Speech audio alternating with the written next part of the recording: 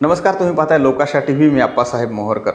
मस्साजोगचे सरपंच संतोष देशमुख यांच्या हत्या प्रकरणामध्ये मास्टरमाइंड असलेल्या वाल्मिक कराड यांना बीडच्या विशेष मकोका न्यायालयाने आज एक मोठा धक्का दिला आहे.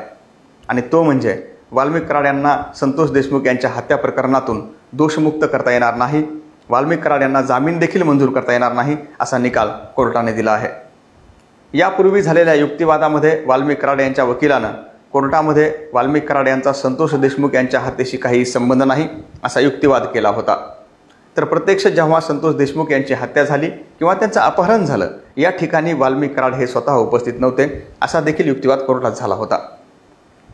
मात्र संतोष देशमुख यांची बाजू कोर्टात मांडणारे सरकारी वकील उज्ज्वल निकम यांनी महत्त्वाचा युक्तिवाद कोर्टासमोर केला आणि या युक्तिवादामध्ये त्यांनी सांगितलं की वाल्मिक कराड जरी प्रत्यक्ष आरोपी नसला तरी या प्रकरणामध्ये तो मास्टर माइंड आहे आणि तो या टोळीचा म्होरक्या आहे.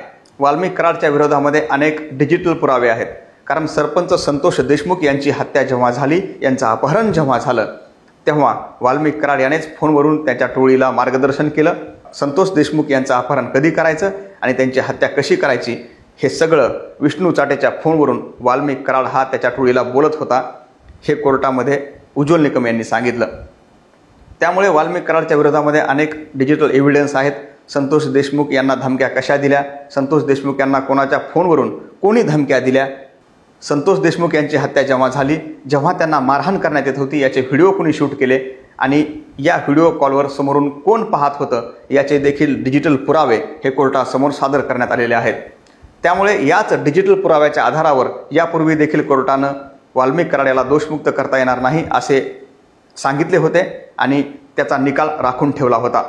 आणि आज पुन्हा विशेष मकोका न्यायालयामध्ये वाल्मिक कराड याच्या या अर्जावर सुनावणी झाली आणि यामध्ये न्यायालयाने सांगितलं की वाल्मिक कराडला संतोष देशमुख यांच्या हत्या प्रकरणातून मुक्त करता येणार नाही, त्याला जामीन मंजूर करता येणार नाही.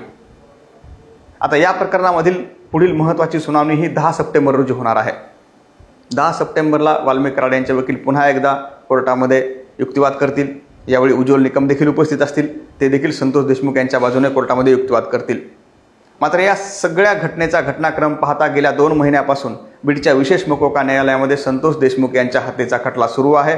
अनेक वेळा वाल्मिक कराड यांना संतोष देशमुख यांच्या खून प्रकरणातून मुक्त करण्यात यावं, वाल्मिक कराड यांचा या खून प्रकरणाशी काहीही संबंध नाही असा युक्तिवाद त्यांच्या वकिलानं कोर्टात केला. मात्र डिजिटल पुरावे आणि काही इतर पुराव्याच्या आधारावर कोर्टानं वाल्मिक कराडला अजूनही मुक्त केलेलं नाही. त्यामुळे आता 10 सप्टेंबरला नेमका कोर्टात युक्तिवाद काय होतो हे देखील पाहणं महत्त्वाचं ठरणार आहे. तर आपल्या जामीन अर्जासाठी किंवा दोषमुक्तीसाठी वाल्मिक कराड हे उच्च न्यायालयात जातात का हे देखील पाहणं महत्त्वाचं ठरणार आहे.